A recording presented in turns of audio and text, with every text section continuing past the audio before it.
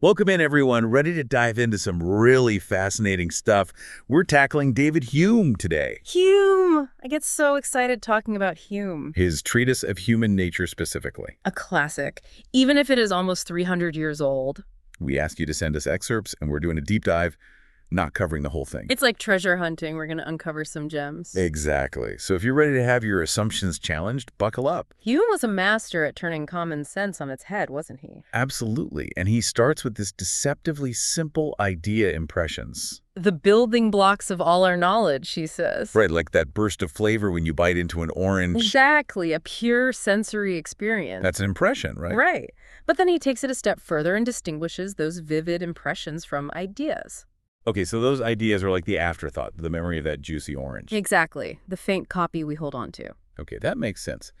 But where does this lead us in terms of how we learn about the world? Well, that's where Hume throws down a philosophical bombshell. He says we're born a blank slate. You mean no innate ideas? We're not born with certain knowledge hardwired in? Nope. Everything, no matter how complex, comes from those sense impressions from experiences. Whoa, okay, that's a big claim. Even today, people debate that. It's radical, right? It changes the whole game. Yeah. And this leads Hume to say, look, we can't just theorize about human nature. We got to get out there, observe real people in the wild. Exactly. See what makes them tick, their passions, their quirks. It's like people watching becomes a philosophical research project. Precisely. He believed we could create a science of man. A science of man, that's a bold goal. Right. But by carefully studying human behavior, Hume believed we could uncover its secrets. That's assuming there's some order to it all, though, right? Like our minds aren't just random impression collectors. You're hitting on a key point. Hume introduces this idea of association of ideas. Our minds naturally connect things. Like if I see a photo of a beach, it might make me think of my last vacation, even if it wasn't at that exact beach. That's resemblance. Things that look alike get linked. And sometimes a song can take me right back to a specific time. Contiguity. Things close and time or place get linked too. So our brains are weaving these webs of association constantly then. Yes. And arguably the strongest link is cause and effect. Touch a hot stove, feel pain, learn to avoid it in the future. Exactly. It's how we navigate the world. So we start with these basic impressions. Use association to build them into complex ideas.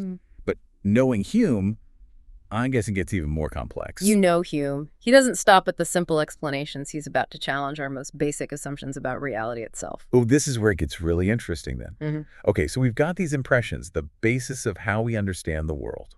But what happens when we start thinking about things beyond those direct experiences, right? Like what? Give me an example. We'll take the idea of space, for instance. Okay, sure. We tend to think we can just keep dividing it forever. Right? Yeah, like cut something in half and in half again. And something. Exactly. Infinite divisibility. But we can't actually DO that, can we? Like in the real world. Right. Our senses have limits. So there's a difference between this abstract idea of infinity and what we can actually experience. Exactly. And Hume would say all our ideas ultimately come back to those sense impressions. I see. So thinking about something like infinite space, it's like we're going beyond what our senses can actually tell us. Precisely. He even uses this example of trying to picture a perfect vacuum. A vacuum. Like emptiness. True emptiness. No thing, nothing at all. That's really hard to imagine, actually. Right. Our minds want to fill it in, even if it's just with a tiny speck of something. It's like our brains are designed to deal with the world as we experience it, not these purely abstract concepts. And this leads Hume to one of his most challenging ideas, the nature of the self. Okay, this is where it gets really interesting. We have this strong sense of being a continuous me, right? Yeah, like even though I've changed a lot over the years, there's still some part of me that feels the same. But Hume says, hold on, is that really true? You mean that's not how the self works? He argues against this idea of a persistent, unchanging soul or self. Instead, he says. He proposes what he calls the bundle theory. Okay, I'm listening. What's the bundle theory all about? Imagine a bundle of sticks. Each stick is a different perception, a thought, a feeling. Okay, I'm picturing it. And that bundle constantly shifting and changing. That's what Hume says makes up the self. So instead of a single solid self, it's more like all these different experiences kind of jumbled together. A constantly changing stream of consciousness. That's a pretty wild way to think about it. Right, and it raises all sorts of questions about what it means to be a person over time. So what happens next on this journey into the mind of David Hume? Well, next we're going to explore how all of this connects to his ideas about morality. So we've covered a lot of ground with Hume, from those basic impressions to his radical ideas about the self. But how does he get from there to morality? What makes an action right or wrong? It's fascinating stuff. Yeah, that's a big jump. How does Hume connect those dots? Well, prepare for another twist, because Hume says reason alone isn't what guides our moral judgments. You mean we're not as logical as we think we are when it comes to ethics? Not according to Hume. He says it's our passions, our emotions that really drive the show.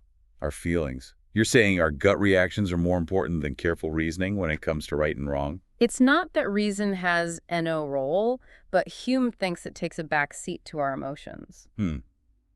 Okay, I'm trying to wrap my head around this, so give me an example. Okay, imagine you see someone being treated unfairly. It's that immediate feeling of anger or disgust that makes you say, hey, that's wrong. It's true. I don't usually stop to think, is this a violation of Kant's categorical imperative? Exactly. It's visceral. It's immediate. And Hume would say that's not a flaw. That's a feature. So our feelings are like a moral compass then? In a way, yes. Hume calls it sympathy, this ability to connect with others, to feel what they feel. Okay, so it's like I'm tapping into their experience, sharing their pain or joy. And that shared feeling, that's the root of our moral judgments, according to Hume. There's that part in the text where Hume talks about a drowning child, right? Yeah.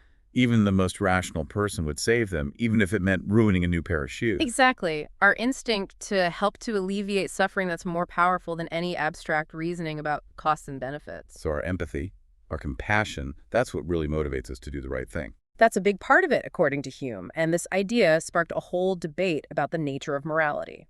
Are there universal moral laws? Or is it all relative to our feelings and social norms?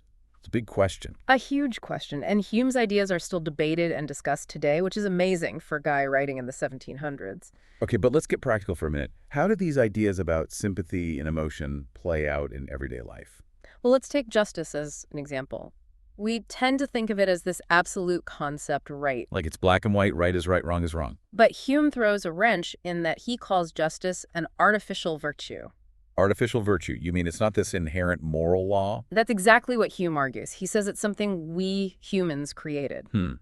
So it's more like a set of rules we've agreed upon, not some cosmic decree. Precisely. Imagine a group of people stranded on a desert island. They're going to need some system of rules to cooperate and survive. Otherwise, it's just chaos. Everyone out for themselves. And that's exactly Hume's point. Justice emerges from this practical need for order. So it's in our self-interest to have a system of justice. It helps us all get along in the long run. And that makes it a human creation, not something dictated from above. It's a fascinating way to think about it. Justice as a tool for a functioning society. It challenges us to think critically about where our values come from. Are they truly objective, or do they serve a deeper purpose? Okay, so we've got sympathy as the root of our moral compass and justice as this artificial virtue. But what about promises? Promises. Another area where Hume turns our assumptions upside down. How so? We tend to think of promises as sacred right. Breaking a promise feels inherently wrong. Yeah, you're not supposed to go back on your word. There's a weight to a promise. But Hume says nope, at least not in the way we usually think. He argues promises get their power from social convention. So it's not that the words themselves are magically binding. It's more about the shared expectation that we'll keep our word, that we'll follow through. Because society falls apart if we don't. Right. If we can't trust each other's agreements. Exactly. Commerce would crumble, relationships would dissolve, chaos would reign. Wow, Hume really makes you appreciate the importance of these unspoken agreements. The social glue that holds everything together. And that's why his work is still relevant today. He forces us to examine these foundational ideas that we often take for granted. It's been quite a deep dive exploring the mind of David Hume. He's given us a lot to think about, hasn't he? From those vivid impressions to challenging the self and even questioning the very nature of morality. If you thought philosophy was all about abstract theories, Hume shows us it's really about understanding what makes us human. It's about our deepest motivations, our values, and how we navigate this messy thing called life. So if you haven't already, I highly recommend checking out Hume's treatise for yourself. You might be surprised by how relevant it feels even centuries later. That's it for this deep dive into David Hume. Join us next time as we explore another fascinating thinker and their ideas. Until then, keep those minds curious. See you next time, everyone.